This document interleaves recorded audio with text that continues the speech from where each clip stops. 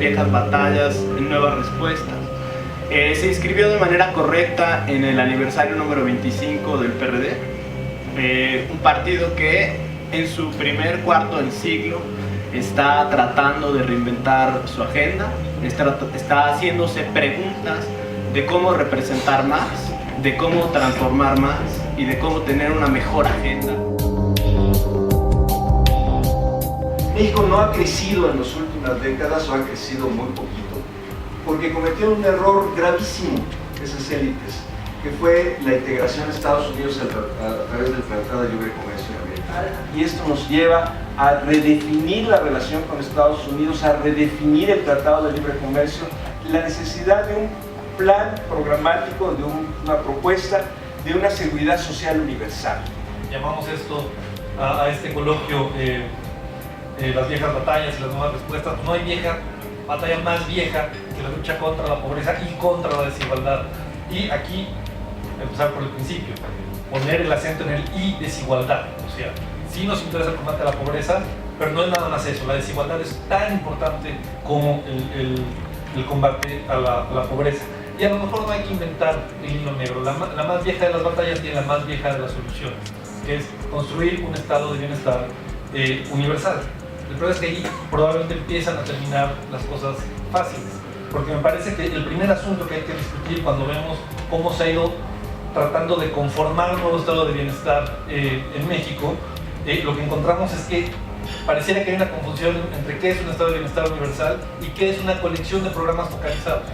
Y no, nosotros creemos que lo que resuelve el problema es un estado de bienestar universal. Primero porque si estamos pensando en construir un estado de bienestar universal donde todo el mundo tiene derecho donde todo el mundo tiene derechos, pues estamos construyendo una política social de mucho mayor alcance que si simplemente nos concentramos en pequeños problemas y cada problema lo tratamos de resolver con un instrumento específico. Hay que tener mucho cuidado cuando hablamos de privatización, hay que tener muy claras las diferencias además en lo que sucedió en el sistema de salud y en lo que sucedió en el sistema de educación. Son completamente diferentes, sus sistemas son diferentes y tenemos mucho mejores bases en el sistema de salud. El sistema de educación tiene todavía enormes riesgos. Efectivamente, la gente rica se va a un hospital privado, pero por la hotelería, no por la calidad de salud que va a recibir. Yo sí creo que hay derechos que son universales por el hecho de ser ciudadano, y para mí me preocupa más bien esto que dices tú, que un niño, para mí esa es la base de todo, es decir, que un niño, no importa el empleo que tenga su padre o las condiciones, un niño que tiene leucemia tenga la oportunidad de recibir tratamiento. A mí me parece la base de todo el hecho de ser habitantes de un país, sobre todo para estos derechos humanos fundamentales, y uno de ellos es la salud, y yo sí lo desligo completamente al tema laboral, pero bueno, pues me parece que eso hay que discutirlo. En términos de salud, y bueno, yo hace 37 años tuve una relación con salud, es mi primer carrera de enfermera, y de ese tiempo a la fecha, yo diría, el retroceso del estado de bienestar social se ve en que hoy tenemos gran cantidad de casos de tuberculosis, tenemos casos de poliomielitis. Todas esas enfermedades de la pobreza regresaron porque la gente volvió a ser pobre.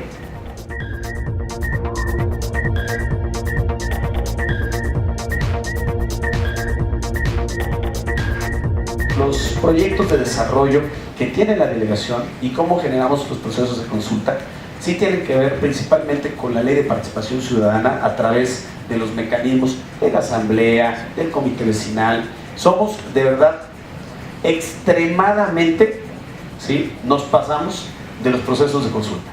Lo que hay que entender es que la desigualdad en la ciudad es estructural. O sea, hay un límite a lo que podemos hacer con banquetas. Insisto, no estoy menospreciando las banquetas, me parece fundamental, por un conjunto de razones. Pero, por ejemplo, las lomas tienen banquetas. La pregunta es quiénes caminan por las banquetas de las lomas, ¿no? Y eso te dice que hay desigualdades estructurales que son más importantes que simplemente las banquetas. Y que el Estado sirve para modificar la forma urbana. Y que no nada más es el Estado que ayuda y impulsa ciertas inercias urbanas, porque así todo el mundo se va a sentir más cómodo, sino que sí tiene un proyecto para cambiar esa forma urbana, para que haya menos desigualdad. Y la desigualdad espacial, la desigualdad de dónde vivimos, tiene muchísimas consecuencias, por ejemplo, en el trato que el Estado le da a las personas. Y por eso nosotros nos comunicamos con el tema del bicidelegado, más allá de los clichés, y lo voy a seguir diciendo, más allá de los clichés, sino tienes que efectivamente creerte. Y me gustaría hacer una pregunta, es una duda muy legítima, y me gustaría que abriera sus horizontes, delegado, hacia otras partes de la ciudad para poner un poco en duda su filosofía 880. Quizás yo le retaría aquí a usted y a casi todos los que estamos aquí, que no somos atletas profesionales, quizás a diferencia de Andrés Layú, a que subieran Villa Verdún, el empedrado de Villa Verdún, desde alguna parte de San Ángel en bicicleta. La pregunta que le hago es, ¿cómo garantizar que en estas zonas tan marginadas como San Bartolomé y Alco haya bicicletas? La segunda delegación donde más se usa bici, ¿dónde cree que es? Milpalta. El 5% de la población usa bici. Es una zona alta. ¿Qué pasa con efectivamente las zonas altas? Ahí se hace el recorrido de barrio, no es de comunicación. Tenemos que intercomunicar, tenemos más transporte público, tenemos que hacer procesos intermodales en las zonas altas y efectivamente planear infraestructura, planear polo de desarrollo. Polo de desarrollo no entendido al desarrollismo mercantil, inmobiliario, eso no, sino polos de desarrollo donde efectivamente se genere barrio, donde se genere nueva infraestructura, donde se genere nuevo transporte. Es un proceso de largo alcance que creo que se tiene que ir pensando y se tiene que tener de mediano y de largo plazo.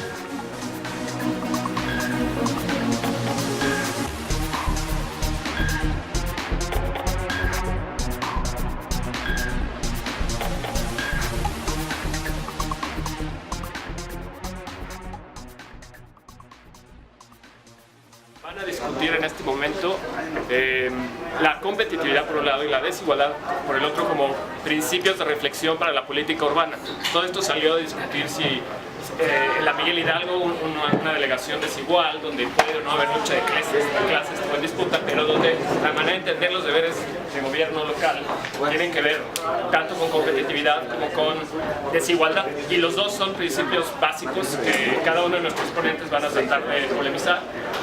Uno de los objetivos fundamentales de las ciudades, de sus habitantes, es definir su vocación, definir y decidir juntas su destino. Y se va a hacer cuando tengamos esta capacidad para poder procesar las decisiones de todos y de todas.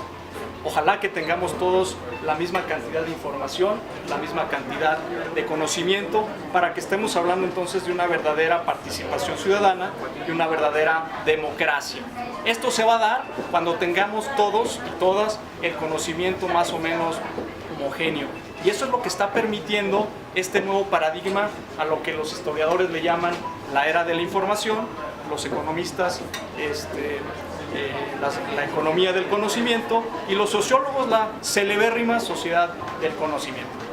En ese sentido, pues hablar de competitividad, vuelvo a decir, pues tendría que cruzar de manera transversal o más allá, de manera en red, el tema de la desigualdad. Vamos a generar entonces un nuevo rumbo si juntos hablamos de tener las mismas competencias. La tecnología definitivamente puede acelerar los procesos participativos, pero los procesos participativos han existido desde antes de que existiera la tecnología. Las sociedades, sobre todo escandinavas, tienen procesos participativos muy avanzados, donde no solamente servía para toma de decisiones, sino para compartir y generar conocimiento. El proceso participativo de una ciudad y de las decisiones que tomemos para crear algo diferente requiere procesos participativos no solamente de tecnología, requiere de compartir conocimiento de otra manera. Hay una desigualdad, una brecha digital que le llamamos gigantesca, y hay que trabajar sobre eso. La competitividad, insisto, como he visto desde el paradigma más ortodoxo, únicamente es atracción de inversión, no implica en ese sentido esta parte. Esta parte me parece súper valiosa y es la que hay que trabajar. Estamos en un momento donde hay que desarrollar, construir una política laboral desde la perspectiva de izquierda a partir de diálogo social, que es uno de los, digamos, no solamente de las definiciones del trabajo decente, sino también una de las definiciones del programa de desarrollo del Distrito Federal. Entonces el reto es grande, no hay antecedentes, no hay documentos, no hay, digamos, no nos encontramos un precedente en la Secretaría sobre qué tipo de política laboral, y más bien lo que hay es una historia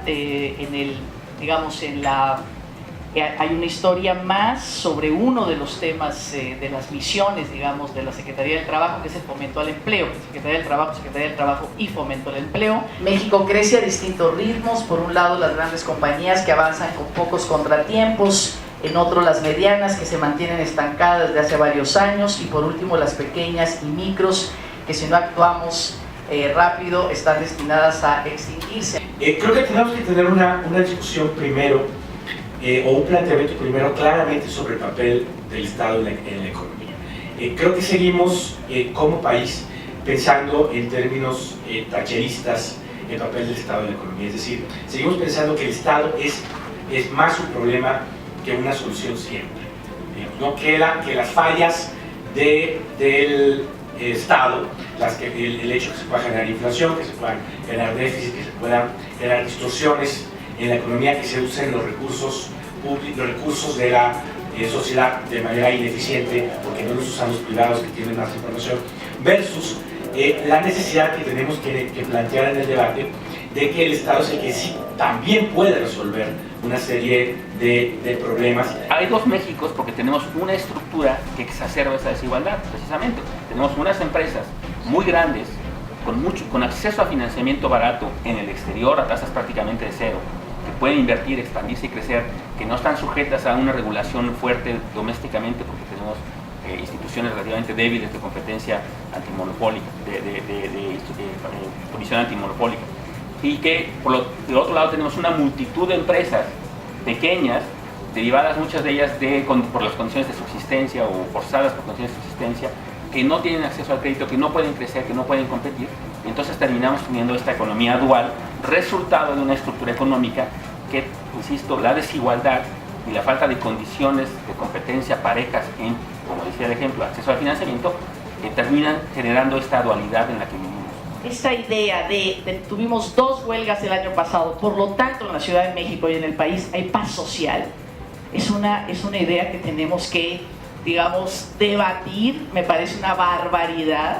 Por supuesto que sí hay una discusión cuando oímos a las cámaras empresariales decir: limpien las calles de ambulantes, limpien las calles, el gobierno tiene que ordenar, y vemos a los sindicatos y las organizaciones de trabajadores no asalariados planteando su problemática desde una posición de carencia. Claro que ahí está planteada, digamos, la problemática de clase, que tenemos que resolverla, y que es una pena que los 12 años de gobiernos de izquierda hayan evaporado esa rica, digamos, lucha sindical y diálogo. Puede ser diálogo, pero diálogo en el sentido de las revisiones salariales y contractuales, y se haya desaparecido por completo esta posibilidad de hacer de esto un asunto de política interna para comprar a líderes sindicales, más que un tema de conflicto, y a partir del conflicto de poder negociar mejores condiciones, pues por supuesto que también ha colaborado a esta gran precariedad y por supuesto este empobrecimiento de la clase trabajadora. Por más vueltas que le doy, asumiendo todo el problema del cambio climático, en fin, no encuentro sucedáneos a un crecimiento alto y sostenido de la economía por un buen número de años.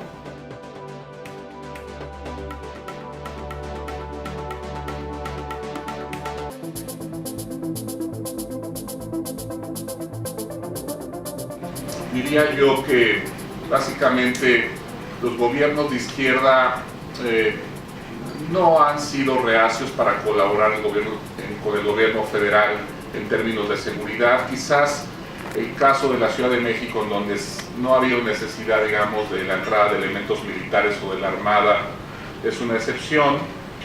Por desgracia soy abogada y tengo que dar el enfoque jurídico, porque además es el más rígido de todos los enfoques. Hay una gran diferencia en cómo funciona todo el sistema de administración de justicia. Eduardo decía, tenemos un gran problema en las cárceles, pero posiblemente no tendríamos ese problema en las cárceles si los jueces hicieran bien su trabajo y los ministerios públicos hicieran bien su trabajo y no estuviéramos con tantos casos de inocentes que por falta de dinero y por falta de oportunidades o de una buena defensa jurídica están en las cárceles sin ninguna posibilidad de readaptación, sino más bien con altas probabilidades de que entren a una nueva escuela del crimen dentro de la cárcel. Creo que las políticas de mejorar la calidad de la educación en promedio, o mejorar o transferencias a, o ejercicios redistributivos que buscan combatir la desigualdad, sí solo son exitosas en el mediano y largo plazo, pero que intervenciones en donde lo que tratamos de hacer es cambiar las expectativas de la gente, en donde cuando estás en este contexto sabes que existe una posibilidad que hoy no existe, por remota que sea, de que porque hiciste un esfuerzo, el Estado te ayude para ir a la mejor escuela del país, porque existe, puede ser suficiente para que la gente elija un camino como este en vez del camino del crimen organizado.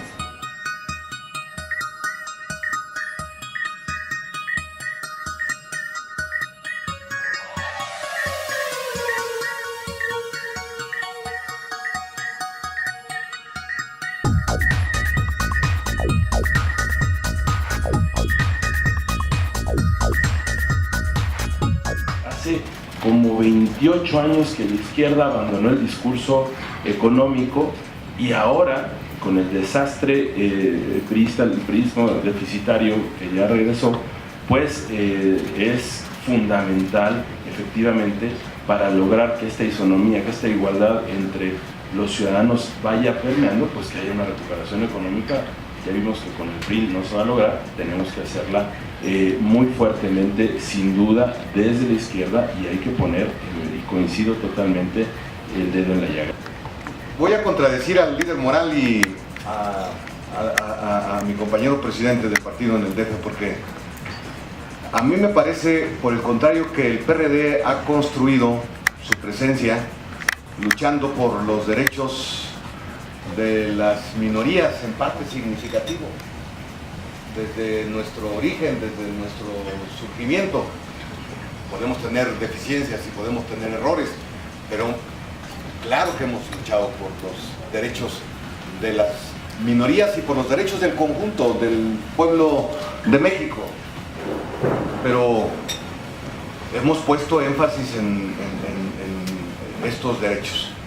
Pero me parece que para poner énfasis en estos derechos, compañeras y compañeros, la izquierda debe de despojarse de uno de sus principales problemas: la vocación de ser minoría, y de pensar que siendo minoría se está en lo correcto y ser revolucionario, y la convicción de que se está bien con la vida si se está bien con las minorías, pero con una actitud franciscana, es decir, con una actitud de compadecer a las minorías en lugar de hacer políticamente lo necesario para que, aún siendo minorías, puedan ejercer sus derechos humanos, sus derechos sociales y sus derechos constitucionales. A mí me parece que esta idea perniciosa de que estamos bien en la medida en que seamos minoría es uno de los grandes problemas que necesitamos quitarnos la izquierda en muchas partes del mundo, pero particularmente la izquierda mexicana.